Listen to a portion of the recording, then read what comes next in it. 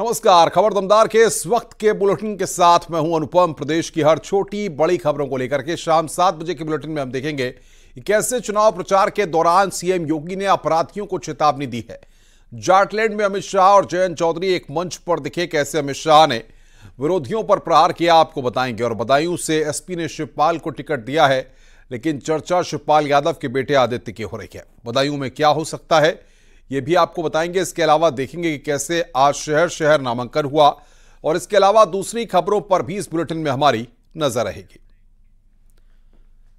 लोकसभा चुनाव को लेकर सभी पार्टियां अपने घोषणा पत्र को लेकर मंथन कर रही हैं। बात बीजेपी की करें तो बीजेपी ने भी घोषणा पत्र को लेकर तैयारी शुरू कर दी है। सूत्रों के मुताबिक बीजेपी का घोषणा पत्र ज्ञान पर आधारित होगा। ज्ञान के 4 शब्दों का मतलब जी से गरीब, वाई से युवा, ए से अन्नदाता और एन से नारी शक्ति। अगले 5 साल सत्ता पर आने के दौरान बीजेपी गरीबों, युवाओं, किसानों और महिला सशक्तिकरण पर काम करना चाहती है।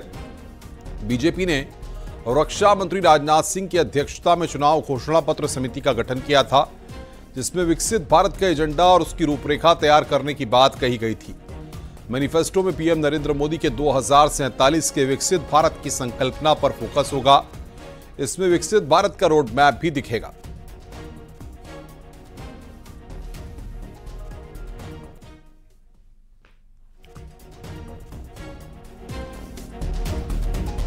और बातचीत करने के लिए हमारे साथ विनीत कुमार हमारे साथ जुड़ रहे हैं। विनीत, मैनिफेस्टो किस तरीके का होगा, किस पर फोकस होगा, ये सारी जानकारियां धीरे धीरे सामने आ रही हैं और ज्ञान पर आधारित होगा, यानी कि गरीब, युवा, अन्नदाता और नारी शक्ति को फोकस करके बीजेपी ने सबको साधने की कोशिश की है।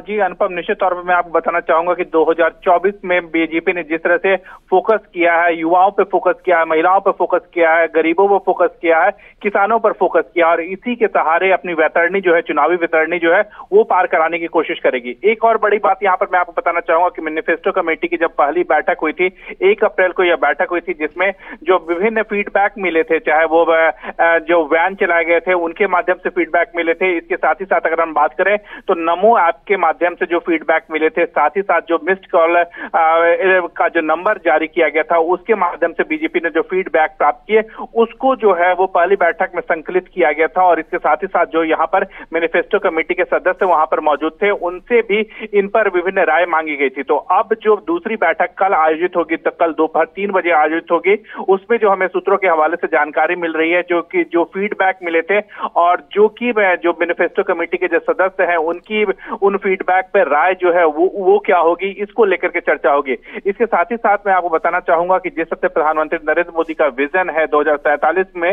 विकसित राष्ट्र भारत को बनाने का विजन है, इसके साथ ही साथ लगातार विभिन्न मंचों पर प्रधानमंत्री नरेंद्र मोदी या फिर केंद्रीय गृह मंत्री अमित शाह कह चुके हैं कि प्रधानमंत्री नरेंद्र मोदी के कार्यकाल में भारत जो है वो 11वें नंबर से दुनिया की बड़ी अर्थव्यवस्था से 5वीं नंबर की बड़ी अर्थव्यवस्था बन गई है और तीसरे कार्यकाल में यह दुनिया की तीसरी बड़ी अर्थव्यवस्था बन जाएगी। तो साफ तौर पर यह कैसे संभव होगा, इसको लेकर के जो रोड मैप है या फिर इसको लेकर के जो बीजेपी की योजना है, इसको लेकर के बीजेपी के मैनिफेस्टो में जो है वो चर्चा होगी। जी अनुपम। बिल्कुल विनीत, बहुत बहुत शुक्रिया आपका हमारे साथ जुड़ने के लिए और तमाम चीजों को विस्तार से बताने के लिए।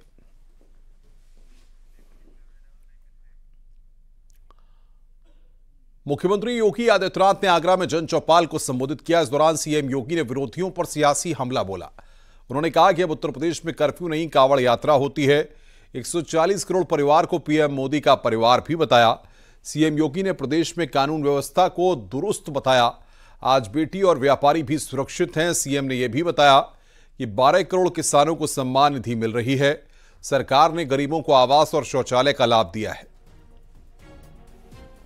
के अंदर जो वर्तमान में पूरी चुनावी लड़ाई चल रही है ये बहुत स्पष्ट है, ये बहुत स्पष्ट दिखाई दे रहा है। एक तरफ फैमिली फर्स्ट वाले लोग हैं, दूसरी तरफ नेशन फर्स्ट वाले लोग हैं। एक तरफ जातिवाद का नारा देकर के सामाजिक ताने बाने को छिन्न भिन्न करने वाले लोग हैं, दूसरी तरफ राष्ट्रवाद के आधार पर एक भारत श्रेष्ठ भारत की बात करने वाली भारतीय जनता पार्टी है। एक तरफ परिवारवाद के आधार पर के संसाधनों पर डकैती डालने वाले लोग हैं और दूसरी तरफ 140 करोड़ भारतीयों को अपना परिवार मानने वाले मोदी जी हैं, जिन्होंने सबका साथ और सबके विकास के भाव के साथ पूरे देश को एकजुट करने का कार्य किया है। एक तरफ तुष्टीकरण की नीति पर चलने वाले वे लोग हैं जो पर्व और त्योहारों पर बैन करते थे, आपकी कांवड़ यात्रा नहीं निकलने देते थे, पर्व और त्योहारों के पहले कर्फ्यू लग जाया करता था। और दूसरी तरफ आज मोदी जी के नेतृत्व में सरकार है, न केवल कांवड़ यात्रा निकल रही है बल्कि अयोध्या में प्रभु राम के भव्य मंदिर का निर्माण का मार्ग भी प्रशस्त करती है। सीएम योगी ने अपराधियों को बड़ी चेतावनी दी है। सीएम योगी ने कहा कि उत्तर प्रदेश में अपराधी अब सुरक्षित नहीं है, हर अपराधी को अपने अपराध की सजा भुगतनी पड़ेगी। हालात ये हैं कि अब बदमाश बेल तोड़कर जेल भी नहीं जाना चाहते, जान बख्शने पर ठेली लगाने को तैयार हैं। बदमाश अब गले में तख्ती डालकर घूम रहे हैं कि कानून उन्हें अब बख्श दे।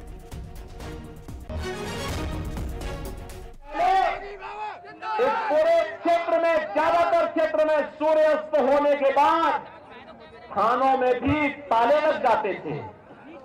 सामान्य नागरिकों की क्या स्थिति रही होगी, किसी से छुपा हुआ नहीं है।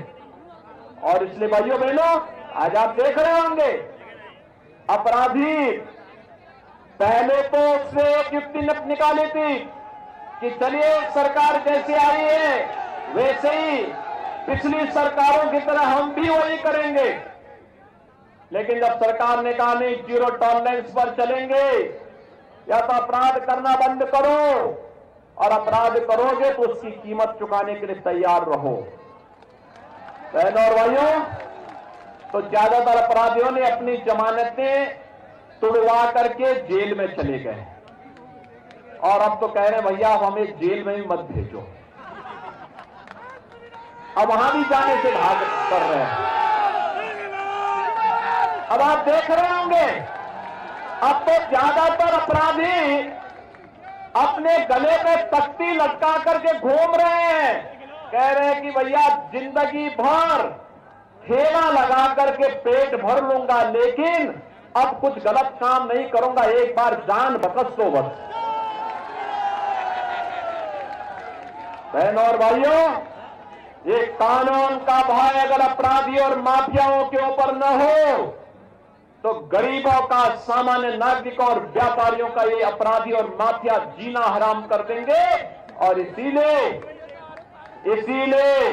उत्तर प्रदेश जैसे राज्य में जहां हर दूसरे दिन एक दंगा होता था, कांग्रेस और समाजवादी पार्टी के दंगा पहुंचे और कर्फ्यू की पॉलिसी को जो प्रदेश झेला हो उस प्रदेश में अब दंगा। वाराणसी पहुंचे सीएम योगी आदित्यनाथ ने लोकसभा चुनाव संचालन समिति की बैठक की। रोहनिया बीजेपी क्षेत्रीय कार्यालय में इस बैठक का आयोजन किया गया।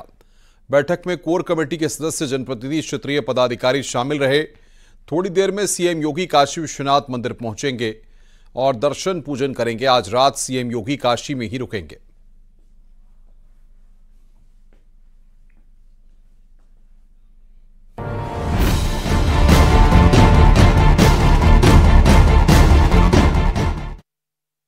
आज मुजफ्फरनगर में अमित शाह ने आरएलडी के सहायक संयुक्त रैली को संबोधित किया। इस दौरान उन्होंने एक बार फिर किसानों का मुद्दा उठाया और कहा कि हमारी सरकार में गन्ने की कीमत बढ़ी है, किसानों के लिए योजनाएं चलाई गई जिसका लाभ अन्नदाता को मिल रहा है। इस मौके पर उन्होंने विपक्ष पर भी निशाना साधा। अमित शाह ने कहा कि इंडिया गठबंधन के लोग नहीं चाहते थे कि अयोध्या में राम मंदिर बने।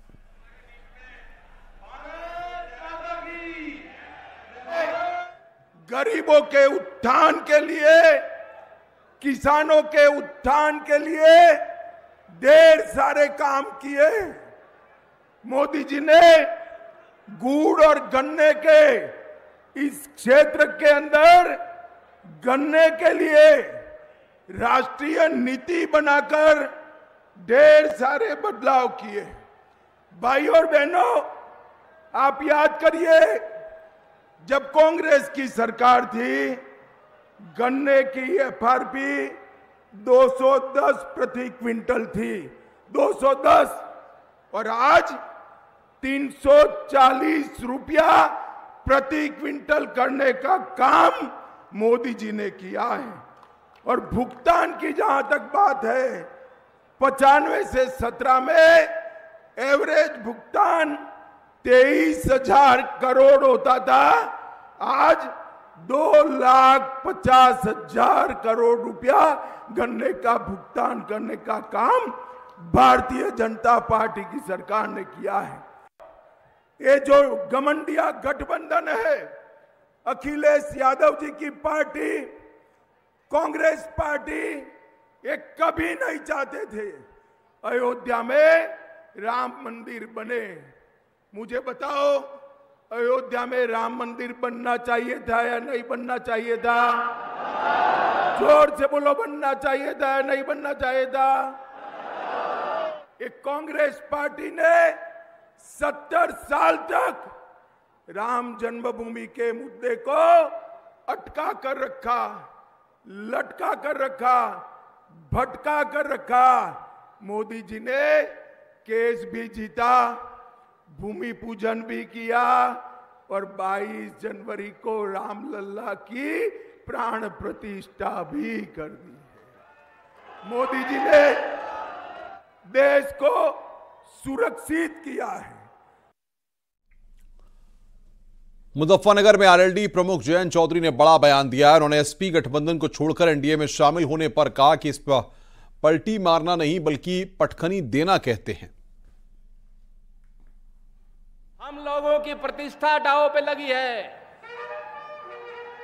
इन्हें बता देना, ऐसा वोट देना और इस तरीके से जिताकर इनको दिल्ली भेजना संजीव जी को, कि वो लोग जान जाएं मैं पलटा नहीं हूं।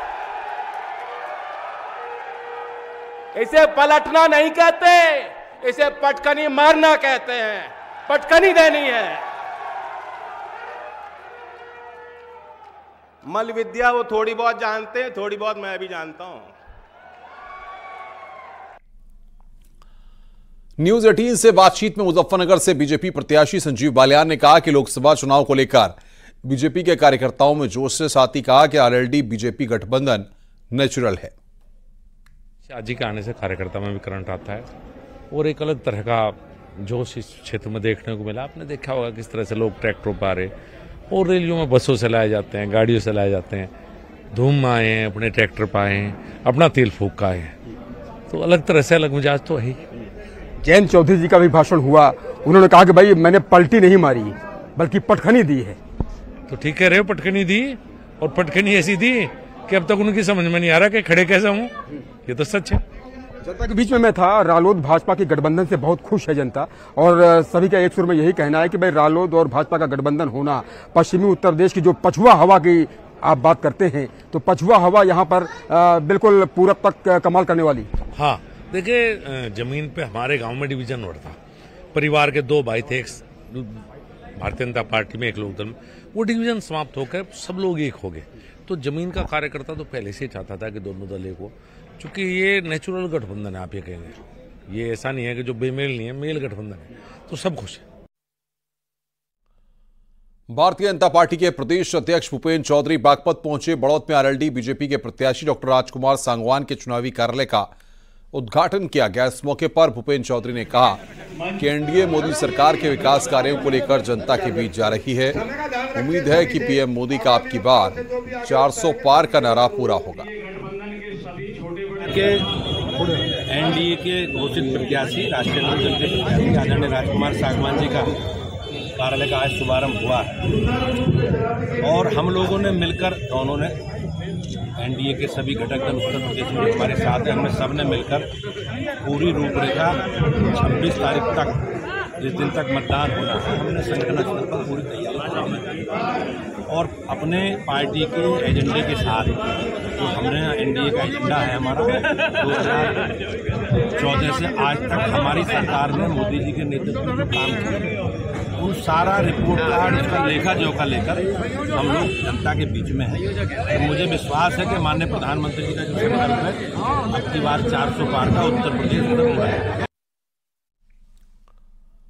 गौतम बुद्ध नगर से बीजेपी प्रत्याशी महेश शर्मा ने अपना नामांकन भर दिया है। नामांकन के दौरान गौतम बुद्ध नगर लोकसभा के 5 विधायक मौजूद रहे। प्रदेश उपाध्यक्ष पंकज सिंह भी मौजूद रहे। इस दौरान पंकज सिंह ने कहा कि तीसरी बार देश में मोदी सरकार बनेगी। सपा और बसपा पर जनता विश्वास नहीं करती। खुशी का अवसर है, मेरी पार्टी ने मुझ पर विश्वास किया है और यशस्वी प्रधानमंत्री नरेंद्र मोदी जी के नेतृत्व में, माननीय मुख्यमंत्री योगी आदित्यनाथ जी के सुशासन में देश और प्रदेश नई ऊंचाइयां छू रहा है।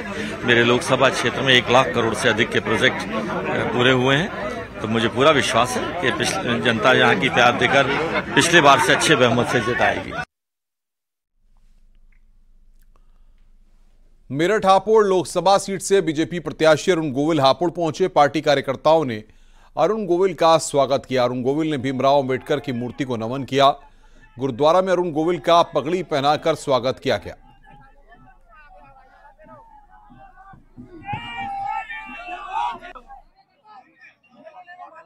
अभी बाबा साहब की प्रतिमा को हमने उस पर फूल अर्पित किए हैं, श्रद्धांजलि अर्पित की है। अब हम गुरुद्वारे की ओर जा रहे हैं, बहुत अच्छा लग रहा है। बीएसपी ने जारी की है 12 उम्मीदवारों की नई लिस्ट। गाजियाबाद से नंदकिशोर पुंडीर, अलीगढ़ से हितेंद्र कुमार को टिकट दिया गया है। मथुरा से सुरेश सिंह को टिकट दिया गया है। मैनपुरी से गुलशन देव शाक्य, खीरी से अंशय कालरा उम्मीदवार बनाए गए हैं। उन्नाव से अशोक कुमार पांडे, मोहनलालगंज से राजेश कुमार, लखनऊ से सरवर मलिक का उम्मीदवार बनाए गए हैं। कन्नौज से इमारन बिन जफार, कौशाम्बी से शंभू नारायण को टिकट दिया गया है। लालगंज से इंदू चौधरी को टिकट दिया गया है। मिर्जापुर से मनीष त्रिपाठी को टिकट दिया गया है।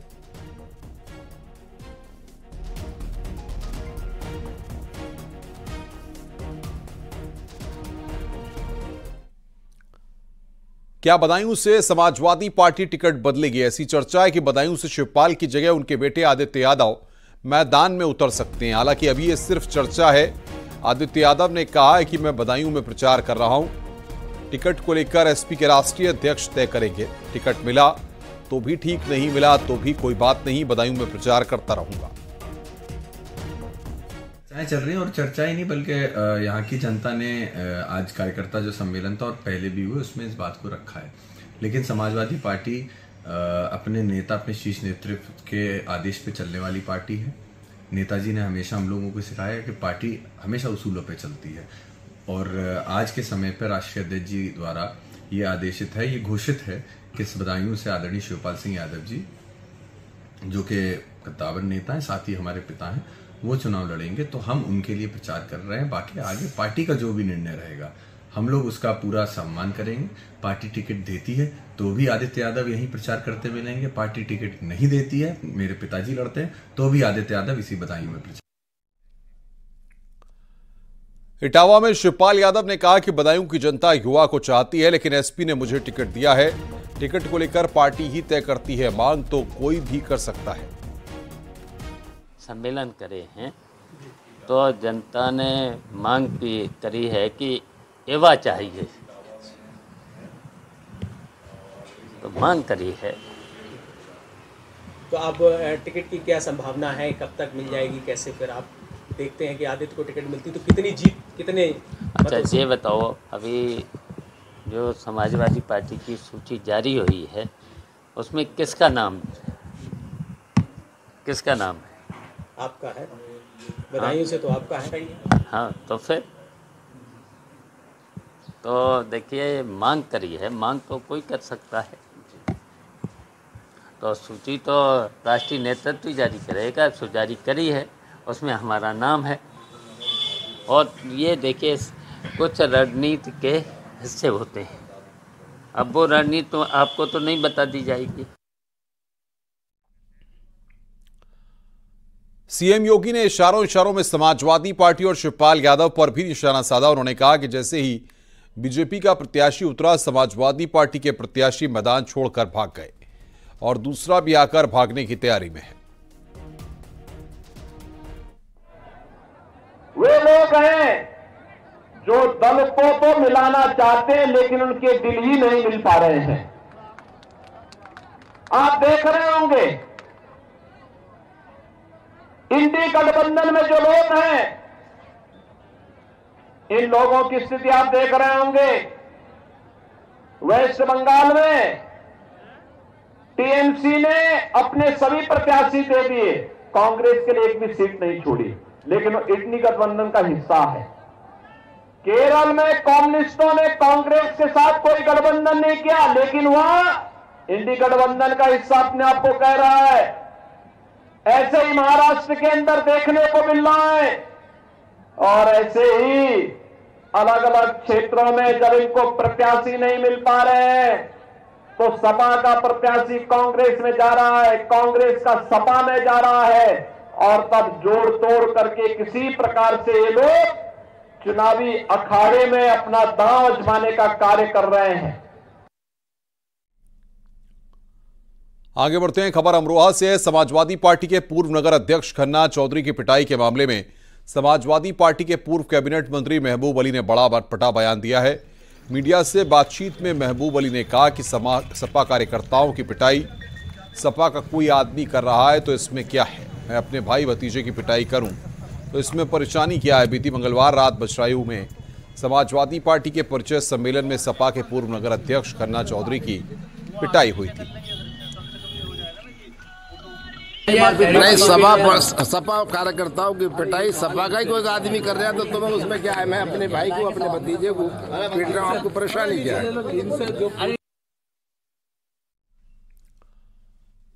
पूर्व केंद्रीय मंत्री और सुल्तानपुर से बीजेपी सांसद मेनका गांधी जमकर प्रचार कर रही हैं। लंबुआ क्षेत्र में प्रचार के दौरान मेनका गांधी ने कहा कि थोड़ी दुविधा थी, आप लोगों के प्यार, आप लोगों की ताकत मुझे खींच लाई। आप लोग सुल्तानपुर के इतने ताकतवर हैं कि आप चाहें तो पहाड़ों को इधर से उधर कर सकते हैं। जब कोई दुविधा थी भी तो आप लोगों के प्यार और आप लोगों की ताकत ने मुझे खींच लिया। आप लोग सुल्तानपुर के इतने ताकतवर हो कि अगर आप चाहें तो पहाड़ों को आप इधर से उधर कर सकते हैं। सरकारी कर्मचारियों को सेंट्रल गवर्नमेंट हेल्थ स्कीम यानी सीजीएचएस का लाभ मिलता है। इसमें कर्मचारियों को इलाज के लिए अस्पताल में कैशलेस ट्रीटमेंट मिलता है। स्वास्थ्य मंत्रालय और परिवार कल्याण ने सीजीएचएस लाभार्थी आईडी को आयुष्मान भारत स्वास्थ्य अकाउंट आईडी से जोड़ना अनिवार्य कर दिया है। मंत्रालय ने इसको लेकर निर्देश भी जारी किया है। सरकार ने 1 अप्रैल 2024 से यह नियम लागू कर दिया है और 30 अप्रैल 2024 तक इसको लिंक करने का समय दिया गया है। आपको बता दें, ये एक तरह का डिजिटल हेल्थ रिकॉर्ड होगा। इसको रजिस्टर करने के लिए आधार कार्ड, ड्राइविंग लाइसेंस और आधार कार्ड से जुड़ा मोबाइल नंबर होना जरूरी है। इसके अलावा लोग अपने आधार कार्ड या ड्राइविंग लाइसेंस का इस्तेमाल करके अपने डिजिटल हेल्थ कार्ड के लिए ऑनलाइन आवेदन कर सकते हैं। तो जो मैं देखता हूँ कि इस तरीके से अगर सारा रिकॉर्ड एक ही जगह हमारा चला जाता है तो डॉक्टर्स के लिए भी बेनिफिट है इसमें, बजाय इसके कि हम सीजीएचएस कार्ड को भी देख रहे हैं। वो अगर कोई भी चीज़ अवेलेबल है, समटाइम्स हमारा कार्ड वगैरह जो है नहीं मिल रहा है या दाएं में पड़ा है, तो आधार कार्ड से अगर वो लिंक है तो हम उससे जाके हम अपना डायरेक्टली उसका बेनिफिट ले सकते हैं। तो एक तरह से मतलब ये हमारे लिए काफ़ी सुविधा ही है इसमें, और इसको मैं सोचता हूँ कि अगर कर दिया जाए तो बहुत अच्छा है। कैसे देख रहे हैं धीरे धीरे सारी चीजें जो हैं वो डिजिटल होती जा रही है, और अब एक हेल्थ डिजिटल कार्ड जो एक कॉन्सेप्ट बहुत अच्छा लग रहा है सुनने में कि टाइम भी बचेगा, पेशेंट को भी ज्यादा नहीं बताना पड़ेगा, डॉक्टर के लिए भी टाइम बचेगा। ये तो डेफिनेटली एक चीज हमारे लिए, डॉक्टर के पास जब जाएंगे तो हमारा हेल्थ से जुड़ी जो भी प्रॉब्लम्स हैं वो एक जगह उसको क्लिक करेगा और उसको मिल जाएगा, तो उसको भी इजी रहेगा कि हम उसको मतलब कोई रिकॉर्ड देखने की जरूरत नहीं है, और मेडिसिन वगैरह भी वो उसी हिसाब से जो रिकॉर्डेड हैं उसी हिसाब से मिल सकती है हमें। केंद्र सरकार ने सीजीएचएस लाभार्थियों और आभा कार्ड को अब जोड़ने के निर्देश दिए हैं, यानी आपस में लिंक कराना होगा। तो आप यहाँ देख सकते हैं, मैं एक सीजीएचएस डिस्पेंसरी पर हूँ और यहाँ पर भी आपको ये बोर्ड्स दिख जाएंगे कि बहुत ज्यादा जरूरी है इन्हें लिंक करना। अब ये समझना होगा कि इनको लिंक क्यों किया जा रहा है, इससे क्या होगा। तो मेरे हाथ में आप आधार कार्ड देख रहे हैं, तो जब आप आभा कार्ड बनवाते हैं तो वो बहुत इजी है, कोई भी बनवा सकता है। उसके लिए आपको क्या करना होगा, या तो आपको अपनी आधार डिटेल्स देनी होगी या ड्राइविंग लाइसेंस या नंबर। अब इसे समझना इस तरीके से होगा कि जैसे आप कहीं जाते हैं, दिल्ली से बाहर कहीं जाते हैं, या कुछ एक्सीडेंट हो जाता है, कुछ ऐसी बात हो जाती है जिसमें आपको अपना सीजीएचएस कार्ड नहीं पता है या आपको नंबर नहीं पता है, तो आधार कार्ड के जरिए से वो एक हेल्थ आईडी की तरह काम करेगा, एक हेल्थ कार्ड की तरह काम करेगा, जिसमें आपकी सारी डिटेल्स मिल जाएंगी और डॉक्टर्स के लिए आसानी होगी। रुक रहे हैं यहां पर एक ब्रेक के लिए। आगे देखिए उत्तराखंड की खबरें नलिनी पांडे के साथ। नमस्कार।